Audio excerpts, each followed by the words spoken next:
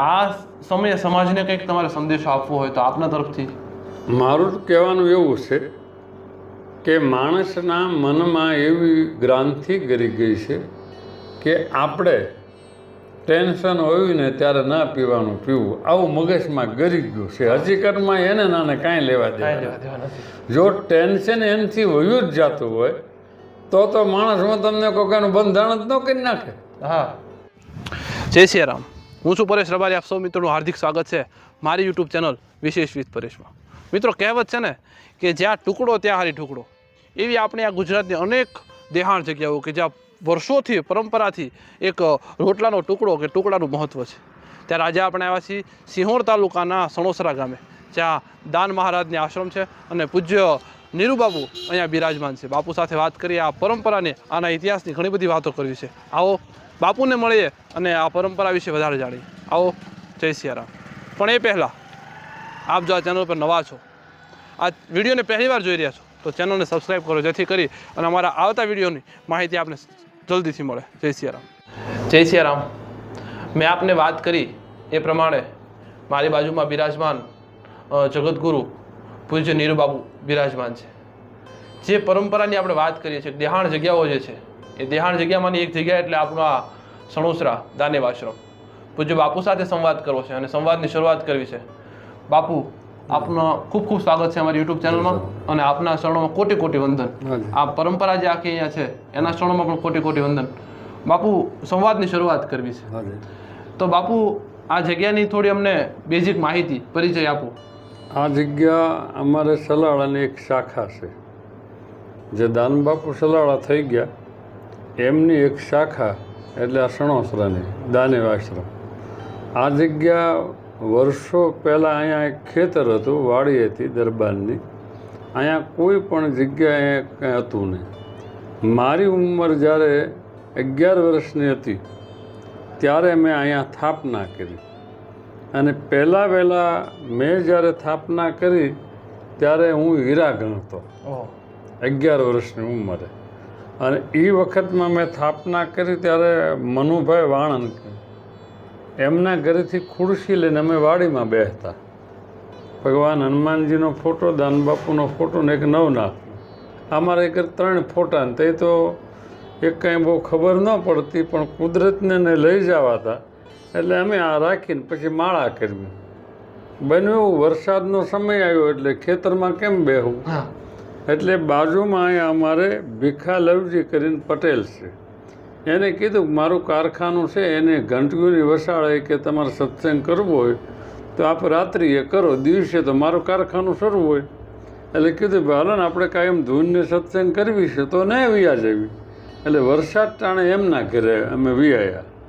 પછી તો એને એમ કીધું કે હવે કાયમી કાંઈ રહ્યો તમ તો રાતે સત્સંગ વર્ષોમાં હોય તોય ભલે, ન હોય તોય ભલે. અમે ને એમના ઘરે રહ્યા. પછી એમના ભાઈના લગ્ન થયા, પોપટભાઈના, એટલે એને એમને સામો ફરજો કરી દીધો કે તમે અહીંયા રહ્યો. એટલે કીધું ભાઈ એક કામ કર્યું તો ઘર હોપટ છે, મારે આવવું ને જવું, આ બહુ બધા હોતા હોય. અને એ વખતે મારી ઉંમર 11-12 વર્ષની થવા આવી હતી, 12 વર્ષ 13 વર્ષ.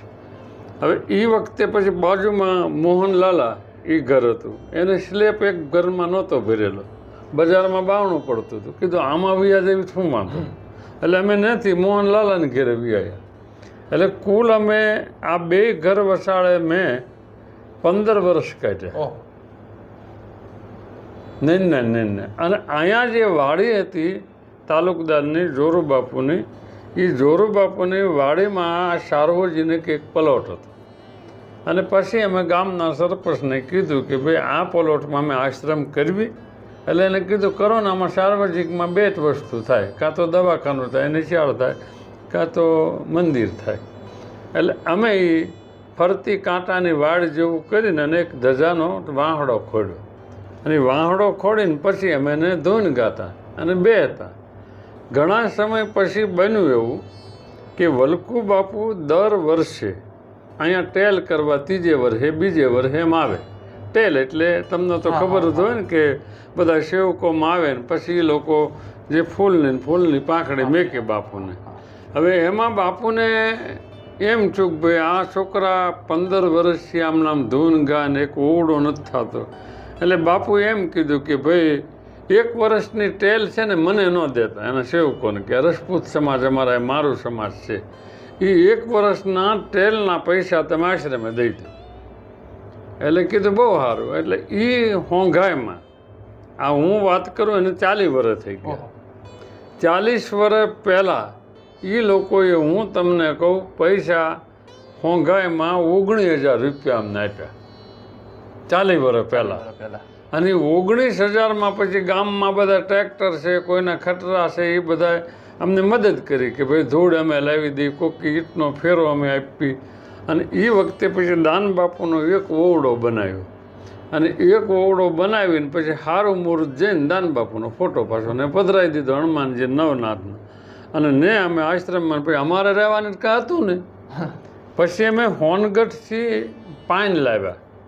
બહાદુરભાઈ કરીને એક દરબાર છે સ્વાધ્યાયના, એને હોનગઢથી પાન અમને આપી. એટલે અમે પાનની ઝૂંપડી કરી. અને ઝૂંપડીમાં હું રહેતો. અને પછી કોઈક સાધુ સંત આવે, કોઈક માગણ આવે, કોઈક અભ્યાગત આવે, એટલે આ 2 શેરીમાં હું રોટલા માગવા જતો કે ભાઈ રોટલી આપો. એટલે દેશી ભાષામાં આમ ગણો ને તો તમે તો ક્યારેક ઊંધિયું ખાતા હશો. અમે તો એ વખતે સદાવટનો જ શરૂ કર્યું, એટલે ઊંધિયું ઝાઝો સમય ખાધો. કોકનું દૂધીનું શાક હોય, કોકનું રીંગણાનું હોય, કોકનું કારેલાનું હોય, કોકનું ભીંડાનું હોય, એ બધું ભેગું કરીને હલાવીને પછી લાવીને પછી અમે અહીંયા કોઈક આવ્યા ને જમવા દેવી. અને મનુભાઈના ઘરેથી કાયમ એક ઠાળ આવતો. જે વાણંદ છે એને ખુરશી આપેલી, એમના ઘરેથી એક ઠાળ કાયમ આવતો મનુ ઝવેરના ઘરેથી. અને એક આ અમે માગી આવી પછી જમાડવી. આ અમારી એક પ્રવૃત્તિ હતી. આ નથી આશ્રમની આ શરૂઆત. બાપુ આગળ વાત કરીએ. તમે જે પ્રમાણે કીધું કે ચલાળાની જે આ એક શાખા છે, તો એ ગુરુ પરંપરાની વાત કરવી છે કે જે ત્યારે ત્યાં શરૂ થયું છે, એ ગુરુ પરંપરા ક્યાંથી શરૂ થઈને આજ આપ અહીંયા સુધી બેઠા છો? હવે એમાં તમે જે મને પ્રશ્ન પૂછ્યો એટલે ઠેર થળીએથી ટૂંકમાં કહી દઉં. હા, આપણે ઇતિહાસમાં અત્રિ ઋષિને અનસૂયા થઈ ગયા. હા, એના ઘેરે બ્રહ્મા વિષ્ણુ મહેશ નગ્ન ભિક્ષા માગી. પછી એને અંજળી છાંટી દીધી અને 3 છોકરા બનાવી નાખ્યા. આપ બધાને ખબર જ છે. એનું એક રૂપ ગુરુ દત્તાત્રેય બન્યું. ગુરુ દત્તાત્રેયના શિષ્ય મત્સ્યેન્દ્રનાથ બન્યા. મત્સ્યેન્દ્રનાથના 8 છેલા, રેવીન, કામીન, જાલન બધા 8 શિષ્ય. એમાંથી ચંદનનાથ રાજસ્થાનમાં ગયા. રાજસ્થાનમાં બાવા બાવલનાથને હું તમને કહું કંઠી બાંધી. અને બાવા બાવલનાથને કંઠી બાંધીને બાવા બાવલનાથે પહેલો શિષ્ય એને ભૈરવાને થાપ્યો. ભૈરવાએ અવળી શક્તિ વાપરી, એટલે એને રાક્ષસ કહેવામાં આવ્યો હકીકતમાં. નકરી માણસ જ હતો એક રાજજીમ. હવે એને એ અવળી શક્તિ વાપરી એટલે એને એવું વરદાન ગુરુ આગળ માગ્યું કે મને તમારા શિષ્ય સિવાય કોઈ મારવો ન જોઈએ. પછી આજુબાજુમાં કોઈને આવવા જ ન દે, એટલે કોઈ આવી કે નહીં.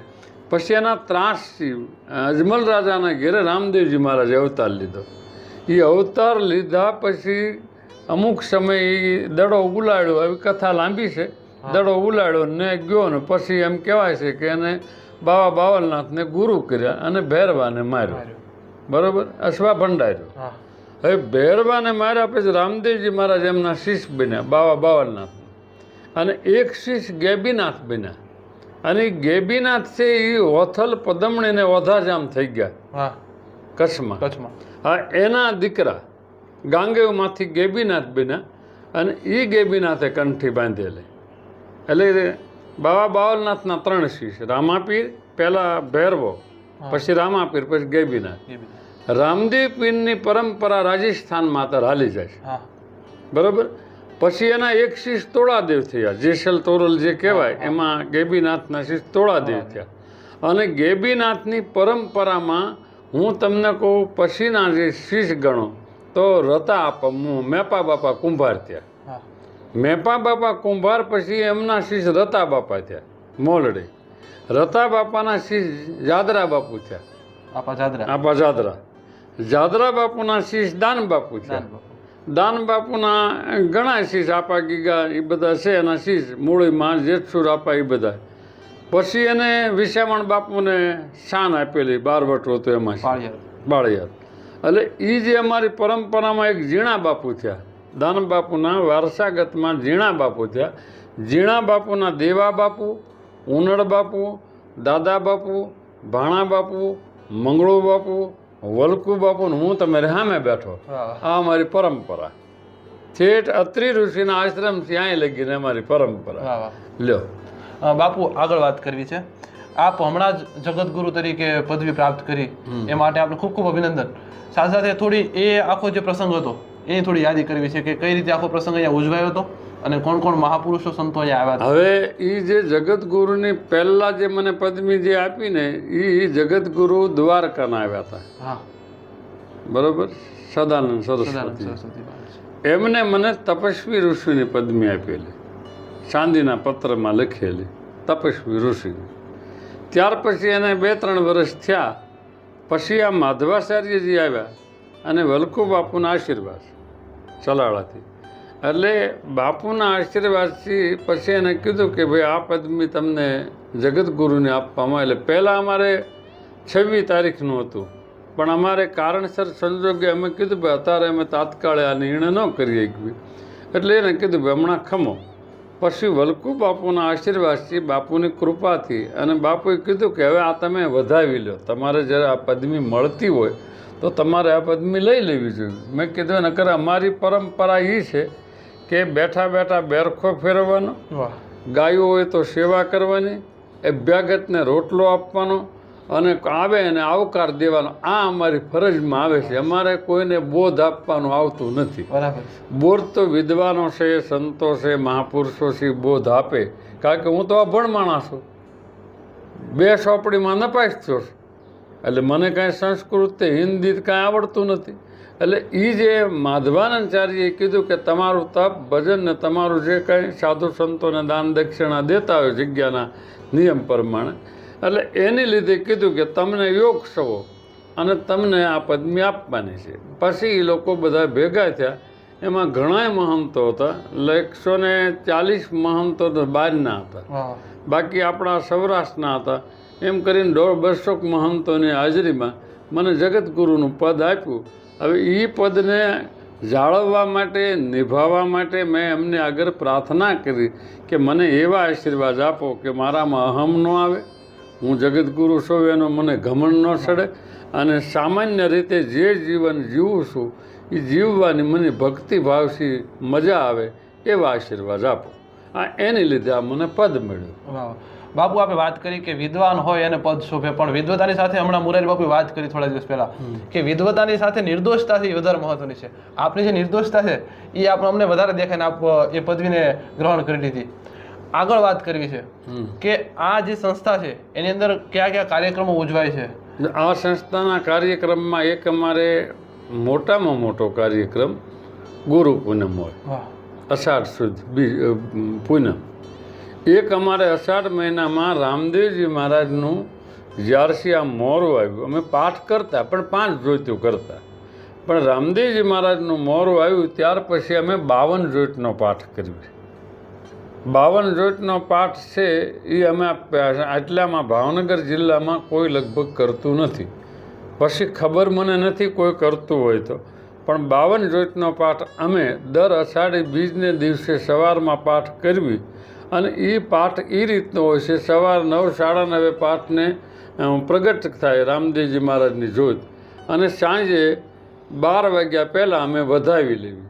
પછી અમે ભજન કીર્તન રાખવી, સત્સંગ રાખવી અને આવી માણસોને સવારથી સાંજ સુધી રામદેવજી મહારાજની ખીર, પ્રસાદી જે કાંઈ આઈટમ હોય એ બધું આખો દી આપવાનું. અને કોઈ સંતો સાધુ આવ્યા હોય તો નેજાના હામૈયા કરી નેજા ચડાવી અને ધર્મસભા રાખવી. આ અમારું એક કહેવાર. આ 2 એક મહિનામાં. પછી બેસતા ઉપર અણકોટ પૂરવી ભગવાનને. પછી કંઈ ગ્રહણ હોય તો કંઈ ઓલું હોય તો આગલે દી પૂરી દેવી એક અણકોટ. એક ભાદરવા મહિનામાં રામદેવજી મહારાજના 12 દીના નોરતા ઉજવી. 12 દીના નોરતામાં 12 દિવસ હવન હોય અને એ નોરતાની અંદર 12 દી હવનમાં 4 જણા બેસે. રાત્રિએ ગરબા હોય 12 વાગ્યા સુધી અને સવાર 12 દી સુધી જાગવાનું, જાગરણ કરવાનું. 12 દી રામાપીરને બેહાડ્યા એટલે 12 દી સુધી અમારે જાગરણ કરવાનું. અને પછીનો કહેવાર એક એ અવારે કે ફાગણ મહિનો અત્યારે હાલે જ છે, ફાગણ સુદ 11 મારા બા દેવ થઈ ગયા ઈંડુબા, એમની તિથિ હોય એટલે એમને દિવસે અમે કાં ભજન રાખવી, કાં સત્સંગ રાખવી અને જમણવાર કરવી, કોઈ નક્કી નહીં શું કરવી, પણ ઉજવવી ખરા. એક એ ત્યાર પછી કારતક સુદ તીજ બેહતા વર્ષને વળતી હતી ત્યારે મારો જન્મદિવસ છે એટલે બધા સેવકો જન્મદિવસ ઉજવે. અને બાકી તો હાથેમ આઠમ જે આવતી હોય એ જન્માષ્ટમી ભગવાનની આરતીને બધું કરવાનું હોય. બાકી કોઈ કહેવાર અમારી જગ્યામાં આની સિવાયના ઉજવાતા નથી. પછી કોઈ આવીને એમ કે બાપુ મારે આ પ્રોગ્રામ કરવો છે તો કરી દેવા. બાપુ આગળ વાત કરીએ, આ સંસ્થાની અંદર આ પ્રોગ્રામો સિવાય બીજા કોઈ સામાજિક કાર્યો થતા હોય, માનો કે કોઈ રક્તદાન કેમ્પ થતા હોય, કોઈ ગાયોને ચારો નખાતો હોય, તો એ થોડીક અમને યાદી કરાવો. આમાં અમારે અમે એ રીતે કરવી કે ગામમાં ગોકુળ અમારે છે એ આંખોના નેત્ર કેમ્પ ગોઠવે, પછી મને કહે એટલે હું ખાલી એટલું કહું ડૉક્ટરોને જેટલા દર્દી હોય ને બધાને જમવા અહીંયા લેતો આવી. આ તું કેમ્પ કરીને એ કેમ્પ અમારા જ છે. પછી કોઈ પણ ગરીબ માણસો હોય એને અમે જાહેર નથી કરતા, એને ફૂલની પાંખડી લગ્નમાં આપવી, પછી દવાખાનાના કેસ હોય તો એમાં આપવી, કોઈને ફ્રી માસ્ટર ભણવામાં તૂટતી હોય તેમ પણ અમે જાહેર નથી કરતા. એટલા માટે કે અમારી સંસ્થા હજી નાની છે, બરાબર, નાની સંસ્થા છે અને દાખલા તરીકે જાહેર થઈ જાય પછી અમારે એ વેગની હારે દોટવું તો પડે ને, એટલે અમારથી થાય એટલી સેવા પ્રવૃત્તિ કરવી. બાપુ થોડીક વાતને આગળ વધારું. બાપુ અત્યારે જે સમય ચાલી રહ્યો છે, લોકો જે રીતે વેસ્ટર્ન સંસ્કૃતિ પશ્ચિમી સંસ્કૃતિનું અનુકરણ કરી રહ્યા છે, લોકો ન ખાવાનું ખાઈ રહ્યા છે, અત્યારે જે સમય છે આપ તો એનાથી પરિચિત હશો, તો આ સમયે સમાજને કંઈક તમારે સંદેશો આપવો હોય તો આપના તરફથી. મારું કહેવાનું એવું છે કે માણસના મનમાં એવી ગ્રાંથિ ગરી ગઈ છે કે આપણે ટેન્શન હોય ને ત્યારે ના પીવાનું પીવું, આવું મગજમાં ગરી ગયું છે. હકીકતમાં એને નાને કાંઈ લેવા દેવા. જો ટેન્શન એનાથી વયું જ જતું હોય તો માણસ હું તમને કોકાનું બંધારણ જ ન કરી નાખે. હા, બરાબર. એટલે એ માણસ બાનું ટેન્શનનું કાઢે છે, હકીકતમાં પોતાને હવાદે ચડી ગયો. બરાબર. પછી કોઈ પણ પરમાટી ખાય કોઈ પણ વ્યક્તિ તો તમે શાસ્ત્ર સંમત વાત વાંચો તો એ એક જીવની હિંસા છે. અને એ જીવની હિંસા ખાવાથી ભાગવતમાં એમ કીધેલું કે માણસની બુદ્ધિ ફરી જાય.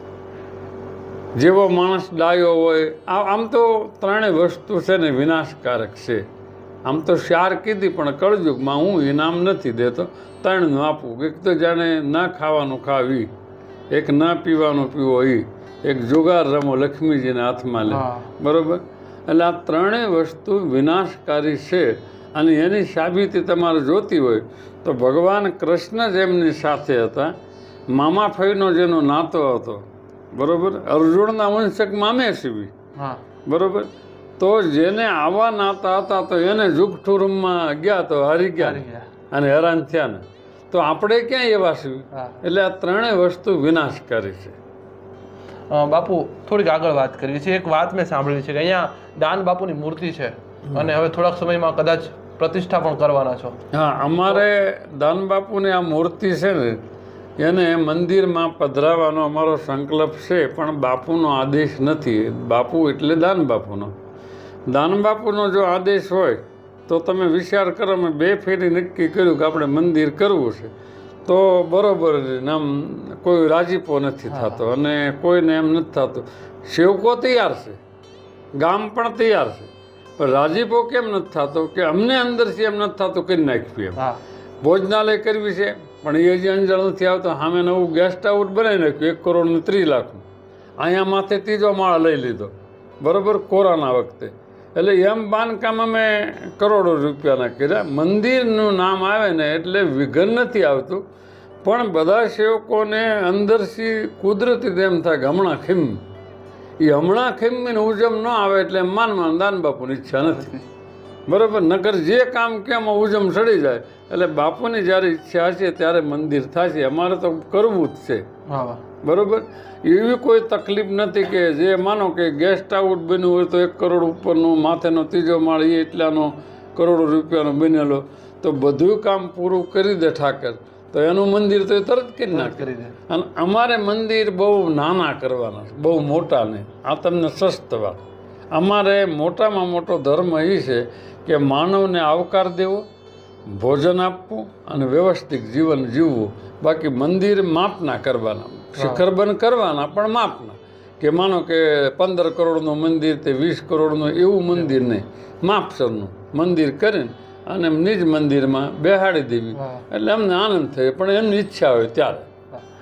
બાપુ સાથે આપણે ઘણી બધી વાતો કરી. બાપુએ આખી પરંપરા જે ગુરુ દત્ત મહારાજને અનસુયા માતાથી શરૂ થઈ અને અહીંયા સુધી બાપુ બિરાજમાન છે એની વાત કરી આપને. બાપુએ આપને સમય આપ્યો એ માટે બાપુનો ખૂબ ખૂબ આભાર બાપુ. અને આપે સૌ આ વિડીયોને છેક સુધી જોવા માટે આપનો પણ આભાર. સાથે જય સિયારામ, જય દાન મહારાજ.